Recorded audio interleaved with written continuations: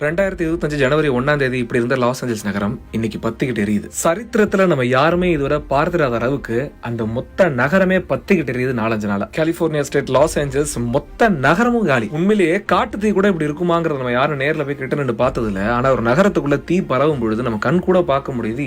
இந்த அளவுக்கு ஒரு ஊரே அழிக்கக்கூடிய அளவுக்கு இந்த தீ எங்க இருந்து பரவுச்சு, எப்படி வந்தது, இல்ல யாரும் வேணும்னே செஞ்சாங்களா, எதுவுமே யாருக்கும் தெரியல. தெருவுல நிறுத்தி வச்சிருந்த காரெல்லாம் அப்படியே தீயில உருகி ஊத்தி ஓடுது. இந்த ஹாலிவுட் மவுண்டைன்லாம் நம்ம படத்துல பார்த்திருக்கோம் இல்லையா, அந்த மலையே பத்திக்கிட்டு எரியுது, மெக்டொனால்ட்ஸ் எரியுது, எல்லாமே எரியுது. உலகம் எதுவும் அழிய போதா இல்ல அழிவின் விளிம்புக்கு வந்துருச்சா என்னன்னு தெரியல. இந்த குறிப்பிட்ட இந்த ஒரு வாரமா எல்லா ஊர்லயும் பிரச்சனைகள் நடந்த மயமா இருக்கு. நாம திரையில பார்த்து வியந்த பெரிய பெரிய செலிபிரிட்டிஸோட வீடே முழுமையா எரிஞ்சு சாம்பலா போச்சான். தீ எரிஞ்சு எரிஞ்சு வானத்துல எங்கும் அந்த புகை மண்டலங்கள் சூழ்ந்து அந்த பகல் பொழுதே இருட்டா காணப்படுது. ஆனா ஏன் இப்படி எல்லாம் இயற்கை பேரிடர்கள் நடக்குதுன்னு தெரியல. 2020 தொடங்கி இன்னும் 2 வாரம் கூட ஆகல. ஒரு பக்கம் நடன வெள்ளம், ஒரு பக்கம் நடன நிலநடுக்கம், ஒரு பக்கம் தீ, ஒரு பக்கம் புயல், இந்த மாதிரி பல இயற்கை சீற்றங்கள் ஒரு நாட்டிலையும் ஒரு இடத்துல நடந்திருக்கு. உண்மையிலேயே திரைப்படத்துல VFX பண்ணா கூட இப்படி ஒரு காட்சி அமைக்க முடியாது போல அந்த அளவுக்கு கொடூரமான தீ நாடு முழுக்க. இதை பார்க்கும் போதே நமக்கு அப்படியே நெஞ்செல்லாம் பதபதக்க வைக்குது பாருங்க. மொத்தமா காலி, மொத்த லாஸ் ஏஞ்சல்ஸ் நகரமும் காலி. அங்க இத்தனைக்கும் அந்த மொத்த யுனைடெட் ஸ்டேட்ஸ்லயே கலிபோர்னியா தான் அதிக GDP கொண்டிருக்கு. மீட்பு பணிகளும் நடந்துகிட்டு இருக்கு, 4 நாளா நடந்துகிட்டு இருக்கு. ஆனாலும் அந்த தீ குறைஞ்ச பாடல. ஆண்டவனுடைய அருளால உடனடியாக இதெல்லாம் சீர்நிலைக்கு வரணும். அந்த மக்கள், இயற்கை, அந்த நாடு